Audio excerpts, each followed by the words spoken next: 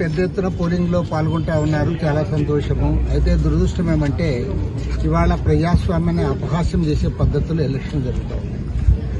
ఈరోజు ఎంత నీచ స్థితికి దిగజారిందంటే గతంలో ఎక్కడన్నా ఓట్ల కోసం డబ్బులు అడిగేవాళ్ళు, డబ్బులు ఇచ్చేవాళ్ళు, కొంతమంది తీసుకునేవాళ్ళు, కొంతమంది లేదనేవాళ్ళు.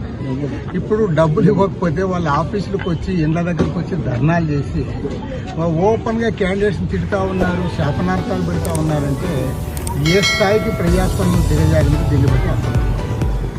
మరి ఇంత పెద్ద ఎత్తున విచ్చలవిడిగా వందల వేల కోట్ల రూపాయలు ఒక్క ఆంధ్రప్రదేశ్ రాష్ట్రంలోనే 26 జిల్లాల్లో దాదాపు 10,000 కోట్ల రూపాయలు ఖర్చు పెట్టారని చెప్తారు. అంటే ఇన్ని వేల కోట్ల రూపాయలు ఖర్చు పెట్టి ఎలక్షన్ జరుగుతూ ఉంటే మరి ఇంకా ఇది ఏం ఎలక్షన్? ఇది సామాన్య మానవుడు ఎవరైనా పోటీ చేసి గెలిచే పరిస్థితి ఉందే?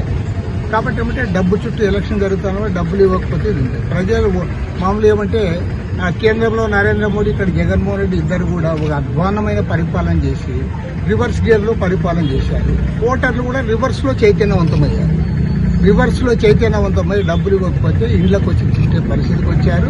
నేను గ్యారంటీ చెప్తాను, ఇదే విధంగా రాజకీయాలు కొనసాగితే నెక్స్ట్ ఎలక్షన్లో డబ్బులు ఇవ్వకపోతే క్యాండిడేట్స్ను కొట్టే పరిస్థితి వస్తుంది. కాబట్టి నేను ఒక పార్టీ కాదు, అన్ని పార్టీలు, రాజకీయ నాయకులందరూ కూడా ఆలోచించాలి. మనం ప్రపంచంలోనే అతిపెద్ద ప్రజాస్వామ్యము, విశ్వగురువు అని ఏవేవో పెద్ద పెద్ద మాటలు చెప్తే మరి దేశంలో ప్రజాస్వామ్యం ఎక్కడుంది? ధనస్వామ్యం నడుస్తూ ఉంది. పూర్తి డబ్బు చుట్టూ రాజకీయాలు నడుస్తూ ఉన్నాయి. మరి అదేవిధంగా ఓపెన్గా మతాన్ని రెచ్చగొడతా ఉన్నాడు. సాక్షాత్తు ప్రధానమంత్రి మతాన్ని రెచ్చగొట్టి ఓట్లు అడిగే ఒక నీచ స్థితికి దిగజారాడు.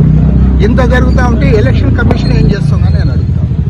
ఎలక్షన్ కమిషన్ ఇంత పనికి మారిన ఎలక్షన్ కమిషన్ అవసరమని కూడా అడుగుతావు. నీవు వాళ్ళు ఓపెన్గా మతాన్ని రెచ్చగొడితే మాట్లాడవు, ఓపెన్గా డబ్బులు పంచుతా ఉంటే మాట్లాడవు.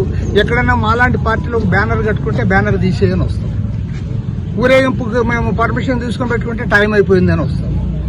దానికి ఎలక్షన్ కమిషన్, పోలీసులు అవసరమని అడుగుతా ఉన్నా. మీరు కూడా దీంట్లో వాటా పొందుతూ ఉన్నారు.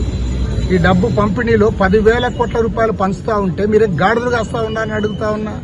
ఎలక్షన్ పూర్తిగా ఫెయిల్యూర్ అయిపోయింది. సాక్షాత్తు ప్రధానమంత్రి మత ప్రాతిపదికపైన రెచ్చగొడతా ఉంటే ఎలక్షన్ కమిషన్ ఏం చేసిందని అడుగుతా ఉన్నా. కాబట్టి ఏమంటే వీటిపై ఎలక్షన్ కమిషన్ తరోగా ఫెయిల్ అయింది. ప్రజాస్వామ్యాన్ని కూని చేస్తూ ఉన్నారు, ధనస్వామ్యాన్ని ముందుకు తెస్తా ఉన్నారు, మతాన్ని ముందుకు తెస్తా ఉన్నారు. వీటన్నిటిపైన కూడా సుప్రీంకోర్టులో కూడా కేసు వేయాలనుకుంటా ఉన్నాను. సుప్రీంకోర్టులో కేసు వేసి ఈ అంశాలు, ఎందుకంటే ఎలక్షన్ కమిషన్ ద్వారా న్యాయం జరుగుతుందనే నమ్మకం లేదు. కాబట్టి ఏమంటే సుప్రీంకోర్టు ముందుకు రావాలి, సుప్రీంకోర్టు ద్వారా ఆయన న్యాయం పొందాలని చెప్పి నేను భావిస్తాను.